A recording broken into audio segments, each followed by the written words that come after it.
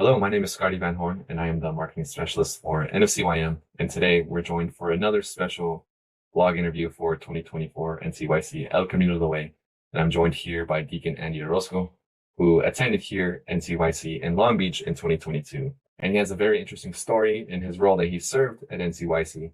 He attended both as a deacon and as a grandfather. Welcome, Deacon Andy. It's great to have you here with us. Thank you very much, Scotty. Appreciate the introduction. I am Deacon Andy Orosco. I am a deacon for the Diocese of San Bernardino. I was ordained in 2014, and I have spent a good majority of my years serving the Native American people. I am assigned to the Native American ministry, which serves the 6 mission churches that are located on 6 of the 13 Indian reservations here in the diocese. We're very excited to have you. We're actually both from the same diocese, San Bernardino, so we've known each other for quite a while. Can you just first Yes. elaborate a bit on your experience in your vocational journey as a deacon and what led you to pursue that? Well, I never said I wanted to be a deacon. It was the furthest from my mind, but that's who God captures, right? That's who he he brings into his fold to be leaders, is those who are figured it wasn't a calling for them. In my formation, it's a 8-year formation that I took for the diaconate. And with my wife and my wife Roseanne, we decided to do the diaconate after much prayer, and after a number of people asked me if I was interested in doing this. And so after a year of soul searching and spiritual direction, I said yes, and that brought me into formation. Soon after my ordination, I was assigned by Bishop Gerald Barnes to the Native American ministry. With that, I am the only local Native American deacon here in Southern California, and it's been a pleasure. It's been a truly blessing. As I step back and take a look at my journey, I have seen that how God has placed me in certain places to prepare me for what I am doing now. It's been a beautiful calling, and I have seen my family celebrate their sacraments. I've seen my grandchildren celebrating their sacraments and participate. It truly has been a blessing. It truly has. It is truly a blessing to have you here in this diocese with the role that you serve. And you touched on being a grandfather as well, which are such great roles that you have that God has blessed you with being both a deacon and a grandfather, a husband. And we would like to hear just how particularly being a deacon and a grandfather influenced your decision to come to NCYC in 2022, and if there were any moments that stood out to you when you were there. Yep.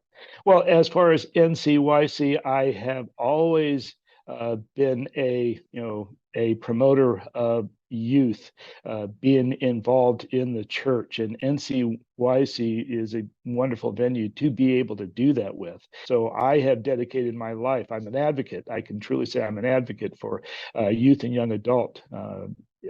I am a member of a number of boards that focus on youth and young adult. And to be able to see my sons, I have 3 sons. Luke, our middle one, who was with myself and his daughter, my granddaughter, Eliana, at the youth conference in Long Beach in 2022. It was it was like a dream come true. It's something that had to have 3 generations there. Myself, my son, and my granddaughter was truly a blessing. I know that you were invited to play a special role, specifically within the Diocese of San Bernardino, with the delegation that was attending. Could you elaborate more on that? Yes, I was invited to be a part of it because of my Native American blood, my Native American culture.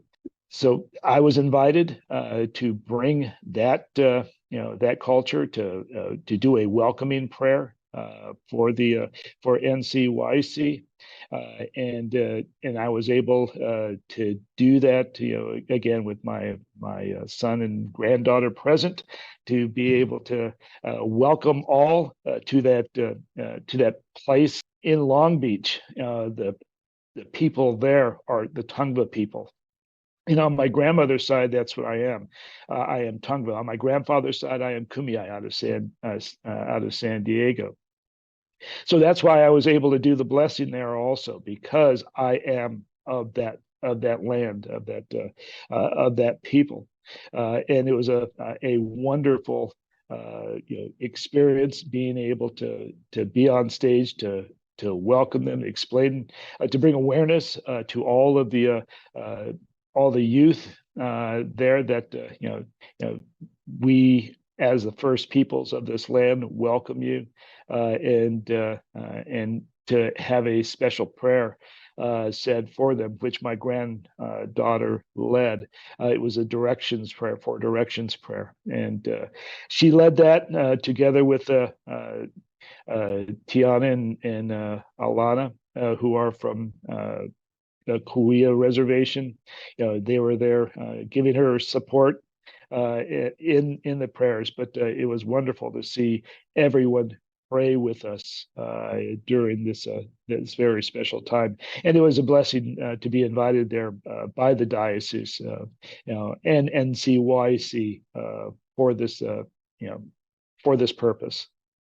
Yeah, how wonderful is that? It's just so beautiful that you had your three generations there. And I do recall I was there in 2022, and I remember that prayer and just how touched so many people were that were participating, and didn't really get to see that representation before and didn't know. So that was just a really great moment for all those attending there, that I recall that was so strong. Yes, well, and after that, what I was walking around in the streets of Long Beach, and a lot of the well, young adults would come up, youth would come up, and they would say, "Oh, you're the native that give the blessing. Can you give us another blessing?" And it was very special. So there was buses that they invite me onto their buses, and I go up and say hi to them, and again welcome them and give them a blessing, and it was a wonderful experience. And again, it's just beautiful. It's amazing that so many connections were made there from your presence. Yes, For your yes. granddaughter, were there any specific moments that you saw that were transforming for her during her participation at NCYC? Well, the whole the whole event, that was her first event where she actually stayed over. The 2-3 days that they were there, and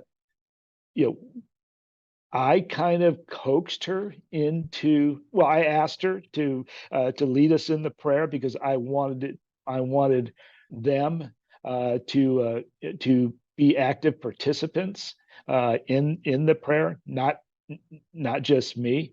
And it took a little coaxing, but especially because that was her first time speaking in front of a large event like that. But they did beautifully. The prayers were beautiful, and again, and they were able to do that in two separate occasions. One was a prayer in a sacred space that we had been invited to do, and also there at the closing of the event. And it was very special. And she did. We got to meet quite a few of the presenters, because I know the presenters personally, so I was able to introduce them to my granddaughter, and to my son, and to Alana and Tiana, and they were just very impressed with that. They got to meet them and share with them.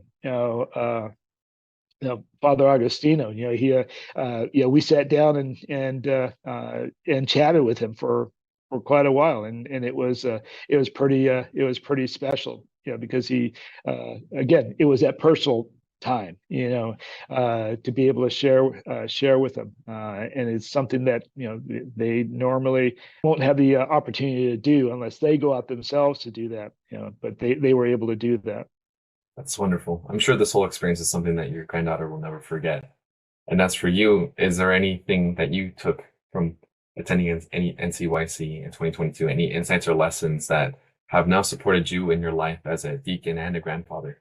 God the Father calls us in so many ways, and we just have to be prepared to say yes. I am ready to be able to, at a moment's call, to do whatever God wants me to do, as long as it's physically, as long as it's physically possible. But yes, with that, to be able to bring awareness to the Native American people, our people of this land, to welcome and just have the opportunity to show my granddaughter and my son, the greater church. We get so caught up in just our parishes, our little communities, and like Tiana and Alana, they come from Kauai. While the church there probably holds about 60 people, so for them to go from there and then to go to and celebrate mass, and there's thousands of people there, you could just see they were a little uneasy about it because they're not accustomed to that. But that's what we are called to do, is call them to open their eyes to the greater church, and that's who was present there, the greater church. With the trading of their hats and the trading of all the things and the trinkets, and it was beautiful, and they really it was very special, very special. I think that's very well put. Just the exposure to the greater church is so profound and transformative for teens who attend. Now we're going to be wrapping up our time, and I just have one final question for you to share with all those who are going to be attending this November here back in Long Beach in November 14th through 16th for NCYC. What advice do you have for the people who are going to be attending NCYC this year?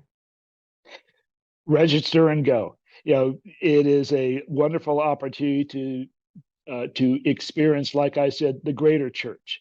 The church is bigger than your parish. It is, there's a big, beautiful church out there, and they're all out there waiting to give you a hug.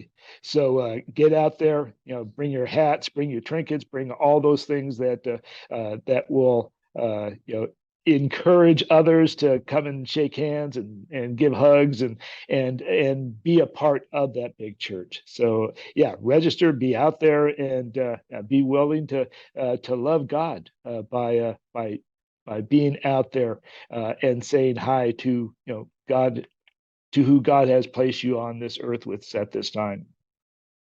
Thank you, Deacon Andy. Very well said.